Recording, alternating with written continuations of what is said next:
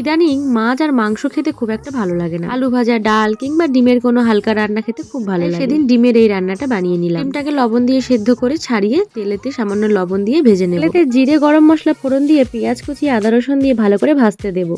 ভিজিয়ে রাখা পোস্ত কাজু বাদাম পেস্ট করে 1 চামচ টক দই দিয়ে ভালো করে কষতে দেব। ভাজা মশলা বানাবো, তার জন্য জিরে ধনে আর জায়ফল ভালো করে ভেজে গুঁড়ো করে মশলা ভালো করে কষানো হয়ে গেলে তাতে জল, স্বাদমতো লবণ, চিনি, 4টে কাঁচা লঙ্কা চেরা দিয়ে ডিমটা দিয়ে ভালো করে ফুটতে দেবো। একটা কড়াই কিছুটা বাটার গরম করে তাতে আদা কুচি, কাঁচা লঙ্কা কুচি, টুকরো করে রাখা ক্যাপসিকাম হালকা ভেজে নিয়ে এর মধ্যে দিয়ে দেবো। আর অবশ্যই গুঁড়ো করে রাখা মশলাটা। ব্যাস, সমস্ত কিছু একসাথে ভালো করে কষিয়ে গামাখা গামাখা হয়ে গেলে একটুখানি বাটার দিয়ে ভালো করে নাড়িয়ে চাড়িয়ে সার্ভ করব গরম গরম ডিমের এই অন্যরকম স্বাদের এক রান্না।